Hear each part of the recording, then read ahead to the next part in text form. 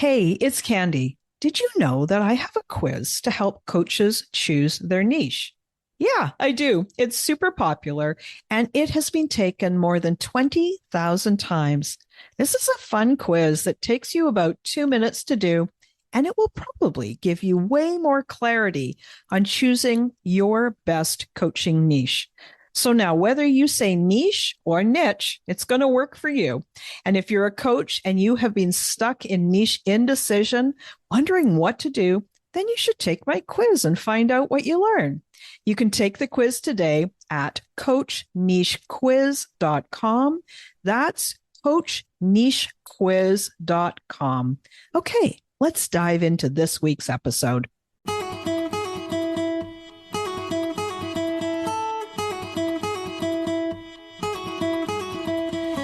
Welcome to She Coaches Coaches. I'm your host, Candy Motzek, and I'm going to help you find the clarity, confidence, and courage to become the coach that you are meant to be. If you're a new coach, or if you've always wanted to be a life coach, then this is the place for you. We're going to talk all about mindset and strategies and how to, because step by step only works when you have the clarity, courage, and confidence to take action. Let's get started. Hey everyone, and welcome to this week's episode. I have a special guest for you today. Her name is Kathryn Johnson of Inspired by Kathryn. Now let me tell you a little bit about her. So Kathryn can help you find the gift in any situation, and she is an expert in turning obstacles into joy. She was born with disability, cerebral palsy, and Kathryn has overcome a lifetime of that no, you can't, to yes, I can. With 3 degrees, 2 world championship bronze medals, a best-selling book, multiple awards and certifications, her truly unique life's journey has given her the skills to help you find the gift in any obstacle. Kathryn, welcome to the show. I'm so glad you're here. Oh, thank you so much, Candy. I'm so happy to be here with everyone today. Tell me about the 2 world championship bronze medals. What are those in? Oh my goodness. Earlier in life, I loved track and field. So I participated in track and field, anything from 100 meters up to 800 meters. And I had the privilege of racing for Team Canada in England and in Germany in 1994. And in 1994, I was privileged enough to come home with 2 bronze medals. That's amazing. I love Thank that. you. Thank you so much. And you got to travel too, even better. Right? Yes. So as we were talking before we started the recording here, we were talking about this gift slash skill slash expertise that you have about dealing with obstacles and turning obstacles into joy. What do you mean by that? Can you tell me more? It sounds like a bit of a paradox, doesn't it? I find that life is actually is a bit of a paradox, and life has a sense of humor if you look for it. So what do I mean by turning obstacles into joy? Obstacles happen to teach us things. And when we learn, we often have to we look outside of ourselves. We connect with others, even if that other person is not in front of us in a conversation like we are today. It might be a book or something on the internet. And so through connecting with others' wisdom, we get through our obstacles. And then because we've gone outside of ourselves, both people win. And there's the joy in the obstacles. You've created a connection, and both people grow and learn, and everybody passes on the wisdom to everybody else. And hopefully the world's a better place. Sometimes what happens, or often what happens if people are not aware of this, is they are faced with an obstacle, which P.S. life happens, and we all have obstacles.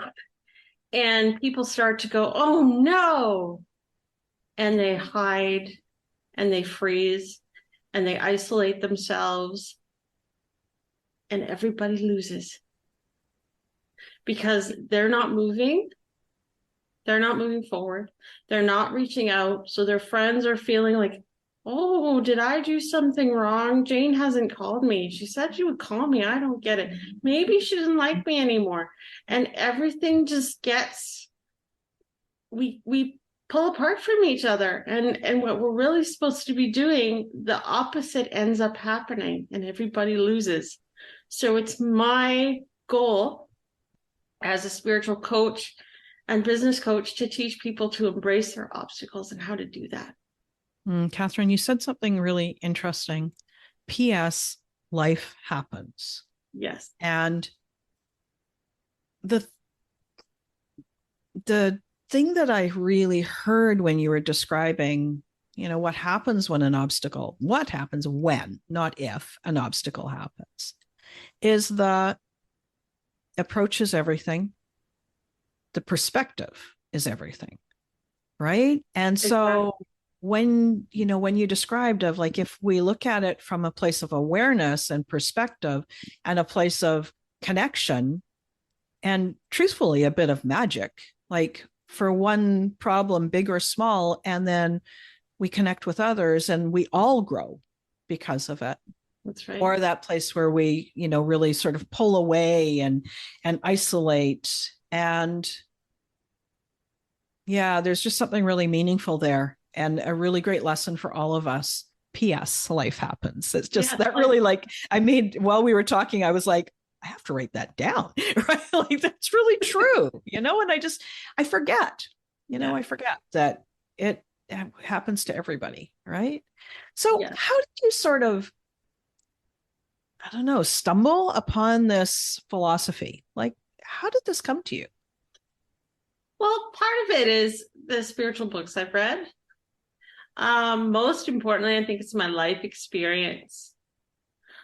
Being born with cerebral palsy, as you stated in the introduction, which was lovely, by the way. Thank you so much for your kind words.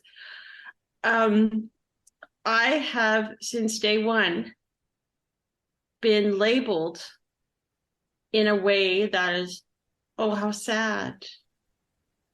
Oh, that's too bad. Oh, she can't do that. And people don't even know me. Yeah. They don't even know me. And then I start to talk about what I've accomplished in my life. My degrees, my world championships medals, my relationships, my business coaching, all of that. And people are blown away because they assume that because you have an obstacle, you can't do it. And I've said, well, of course I can. Like, it's just a matter of perspective. I found a way around it. I personally believe my disability is my greatest gift because I've had to develop skills to compensate for some of my mobility differences, such as being more organized, relying more on communication skills, maybe deepening relationships, understanding how things are put together in a different way so that I can do them more efficiently. So as a result, I've become this incredibly efficient person who can really coach businesses and people in creating flow in their lives, no matter what they're facing today. Yeah, so this, the place of an assumption that because you have another ability, a physical issue, that's not an extra challenge. And then to get the pity does not help, right? That's like right. I think back to when I started my coaching journey. The coaching school that I went to has a foundational principle called naturally creative, resourceful, and whole. And that says that every single one of us is resourceful, is creative, is whole. And so, the first thing as you're describing that to me, I'm thinking, how disrespectful, right? Like, and not from a from a place of malice, but just from a place of not really appreciating that every human being is whole and every human being has capabilities. And so very, interesting. And then I guess conversely, very interesting, because then when you're a high achiever, people are like, oh my gosh, what a surprise. Like, which, not to say that the things that you've accomplished are not incredible. 3 degrees, bronze medals, and all of that are incredible, but you decided to do it. You had the perspective that you'll figure out your way, and you accomplished it. Yes. We should all be so fortunate, right? Yes, that's true. One of my pet peeves that I have is that when I accomplish something, people are often overly enthused about it. And I kind of find that difficult to swallow, I'll say. Yeah. Because what that tells me is they have lower expectations of me to begin with. And I want to change that in the world. So I would say yes, and the place that I'm curious about is, we can't control how people think or how they feel. Mm-hmm. But when we know that it's coming from an unfounded bias, that's the place. It's like, how do you find that balance between an unfounded bias versus not being able to, people get to think whatever words roll through their brain, like it's not up to me to deal with that. So how do you find that balance for people, and I wonder how that will form part of your mission. I've learned that, just as you said, I've learned to be more detached to what other people think, because it's just an indication of where they are in this moment. And we all have ability to learn, and people are at choice. And we're all where we're meant to be for whatever reason at this time. So I'm just going to do what I know how to do and what I love to do, and keep spreading my message. And hopefully, people are listening, and I know that the right people are listening, because that's just the way the universe works. The right people will always hear at the right time. Yeah. And it just makes me thankful. The first time you and I met was through a podcasting event, and the recordings that we did, there was a number of people, and I was doing a number of recordings, and the quality wasn't there, quality of sound, quality of consistency of responses. And so I came back and said, hey, to all of those individuals that I spoke to, hey, this isn't the way that we're going to show you to your best light. And so, like you said, the right thing happens at the right time. And so kind of fortunate that we got to speak in this way. That's right. Yeah, that's a perfect example. Yeah. So nice to speak to you again, Candy. Yeah. So there's something here about the quality of joy. And I'm not exactly sure what it is, but there's something that's really bold about this turning obstacles into joy. Like turning obstacles into something functional. Okay. Turning obstacles into joy. That's a different level of like acclaim, right? So talk to me about joy. Okay. Well, why joy? Because I love challenges. I absolutely love challenges. My mother often says to me, Kathryn, why do you always pick the hard way? And it's because it's fun. It's fun to see what I can do and to challenge myself.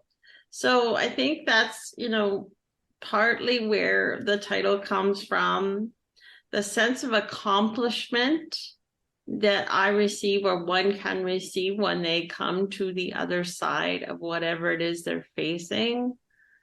There's often an aha, a major aha. And often the bigger the obstacle, the bigger the aha, and the bigger the joy. It's amazing. I have heard so many stories of people with stage 4 cancer, and all is lost, right? That's the perception at first. All is lost. Mm-hmm. And they are at the end of the rope, and they meet somebody and they have a conversation. And that conversation changes their life. They miraculously heal themselves, or, things turn, and they've changed their life. They've changed their career. They've got totally different friends, and they're completely in love with their life. And they say, thank God. And they're just this example of joy. And they're so thankful for whatever it was that they went through. I've heard this over and over and over again. Personally, the title Joy of Obstacles came because I love sports. And the title Joy of Obstacles came because of the show American Ninja Warrior. I don't know how many of you out there have watched that show, but it's all about community, and it's all about these incredible athletes that have incredible personal obstacles as well. Often there's illness in the family and financial struggle and different things, and the community supports them. And the obstacle is a metaphor for them getting through their personal struggle. And it doesn't matter how you get through.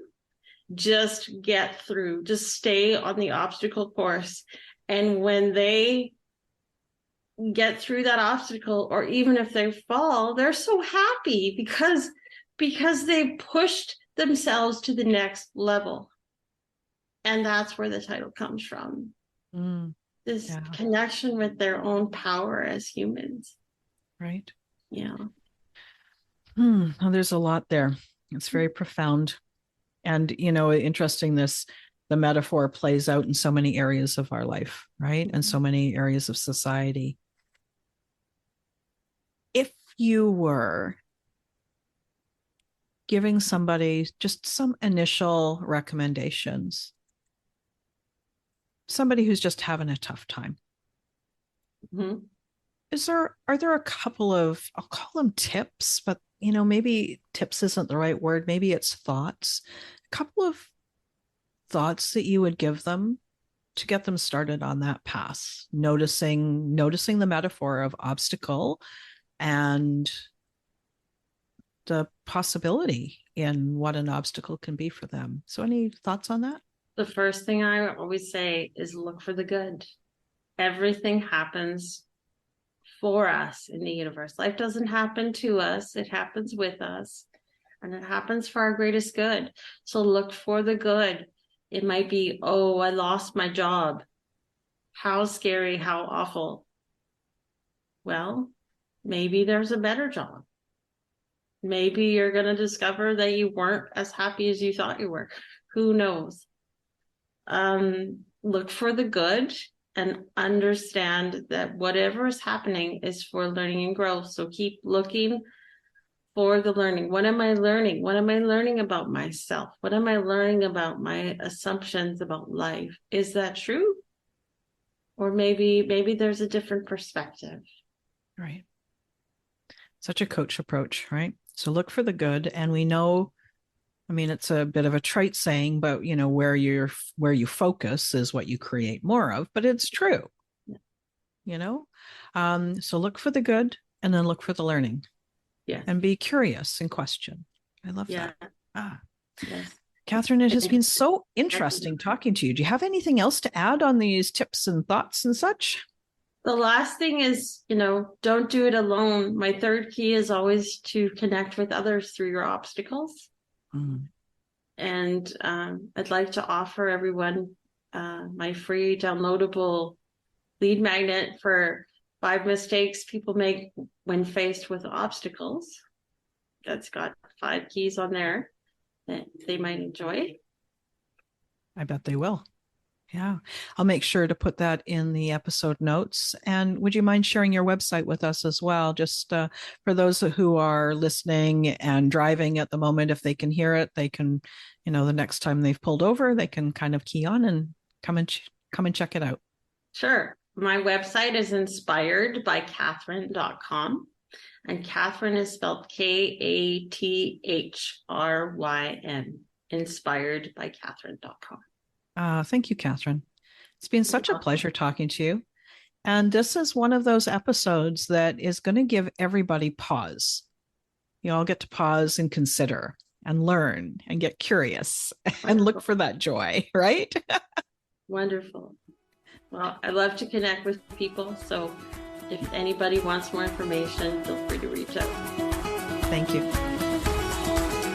Thanks again for listening today. Please hop on over to Apple Podcasts and leave a review. Also, I would love to hear from you. Did something that I say resonate? What else would you like to learn about? Click the link in the player and leave a comment on the post. This is going to give me great ideas for future episodes so I can help you best. Join me again next week for more coaching, support, and teaching to help you become the confident coach you are meant to be.